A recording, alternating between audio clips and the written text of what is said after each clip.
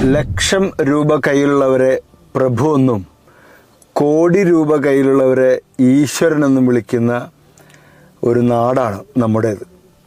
അതാണ് ലക്ഷപ്രഭു കോടീശ്വരൻ.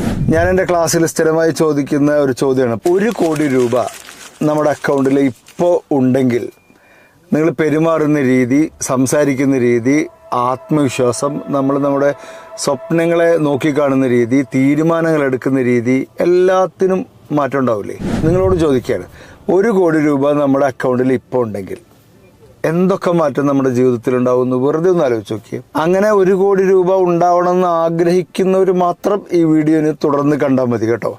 ഇത് എൻ്റെ അടുത്ത് ചോദിച്ചത് കൊറോണ സമയത്ത് ഞാൻ ക്ലാസ് അറ്റൻഡ് ചെയ്ത ഒരു ഡാൻ ലോക്ക് എന്ന് പറഞ്ഞ കാനഡയിലുള്ള ഒരു പരിശീലകൻ, അദ്ദേഹം ഓൺലൈനിൽ അദ്ദേഹം ചോദിച്ചാണ്, അഭിഷാദ് 1 കോടി രൂപ, ഇംഗ്ലീഷിലാണ് ചോദിച്ചത്, അതിൻ്റെ മലയാളം ട്രാൻസ്ലേഷനാണ്, 1 കോടി രൂപ നിങ്ങളുടെ അക്കൗണ്ടിൽ ഉണ്ടോ? അന്നുണ്ടായിരുന്നില്ല.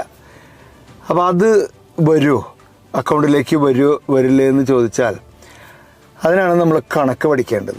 വളരെ സിമ്പിളായിട്ട് ഞാനൊരു കണക്ക് പറയാം. 10,000 രൂപ നിങ്ങളുടെ അക്കൗണ്ടിലേക്ക് വരുമോ?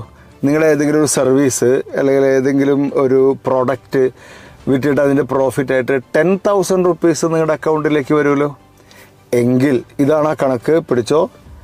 10,000 രൂപ നിങ്ങൾക്ക് കിട്ടുന്ന ഒരു സർവീസ് 1000 പ്രാവശ്യം ചെയ്യുമ്പോൾ നിങ്ങളുടെ അക്കൗണ്ടിൽ 1 കോടി രൂപ ഉണ്ടാവും. നേരെ തിരിച്ചു, 1000 രൂപ കിട്ടുന്നൊരു സർവീസ് 10,000 പ്രാവശ്യം സംഭവിച്ചാലും നിങ്ങളുടെ അക്കൗണ്ടിൽ 1 കോടി രൂപ ഉണ്ടാവും. അത്രേ ഉള്ളൂ. വേറെ തരത്തിൽ പറഞ്ഞാൽ 1 ലക്ഷത്തിൻ്റെ ഒരു സർവീസ് 100 തവണ ചെയ്താൽ 1 കോടി രൂപ ഉണ്ടാവും. അല്ലെങ്കിൽ 100 രൂപയുടെ ഒരു പ്രോഡക്റ്റ് അല്ലെങ്കിൽ ഒരു സർവീസ് 1 ലക്ഷം പ്രാവശ്യം ചെയ്താൽ 1 കോടി രൂപ ഉണ്ടാവും. ഏറ്റവും സിമ്പിളായിട്ട് ആലോചിക്കാൻ എളുപ്പത്തിന് പറയുന്നത് ഈ 10,000 × 1000 ആണ്.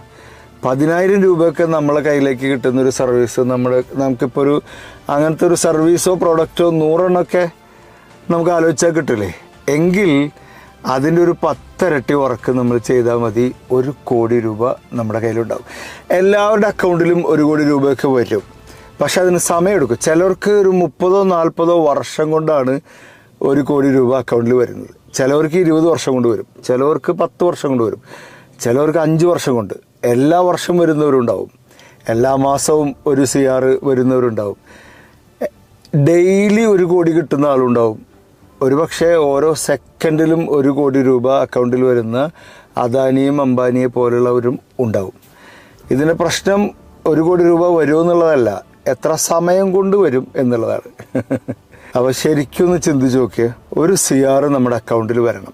10,000 രൂപയുടെ 1000 പ്രാവശ്യം ആവർത്തിക്കുന്ന ഒരു ഇവന്റ് നടന്നാൽ മതി. അത് സ്കില്ലാവാം, പ്രോഡക്റ്റ് ആവാം, അത് എത്രയും പെട്ടെന്ന് തന്നെ നടക്കുകയും വേണം. അത് നടന്നാൽ 1 CR ഉണ്ടാവും. 1 CR വന്നാൽ നമ്മൾ ചിന്തിക്കുന്ന രീതി തന്നെ മാറിപ്പോവും. ഇന്ന് മുതൽ പണത്തെക്കുറിച്ച് കുറച്ചുകൂടി പോസിറ്റീവായിട്ട് ആ 1 CR, ഞാൻ നെറ്റ്വർക്കിങ്ങിൻ്റെ കാര്യമോ ആളുകളിൽ നിന്ന് വാങ്ങിക്കുന്ന കാര്യം ഒന്നുമല്ല, ഹൈ ഇൻകം സ്കിൽ ഉപയോഗിച്ച്, നമ്മുടെ ഇൻകം സ്കിൽ ഉപയോഗിച്ച് 10,000 റുപ്പീസ് കിട്ടുന്ന സെൽഫി എടുക്കാനാ.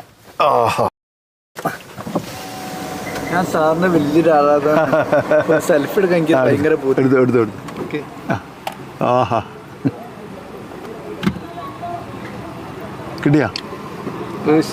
ഓക്കെ, ഇവിടെ അടുത്ത് തന്നെ. എല്ലാ പ്രോഗ്രാമും ഞാൻ ഭയങ്കര ഇഷ്ടപ്പെട്ടിരുന്നു. സന്തോഷം. ഓക്കെ, ഒരു വീഡിയോ എടുത്തോണ്ടിരിക്ക. ശരി, ഓക്കെ.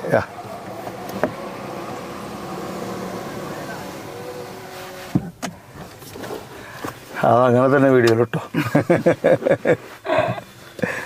മനസ്സിലായി.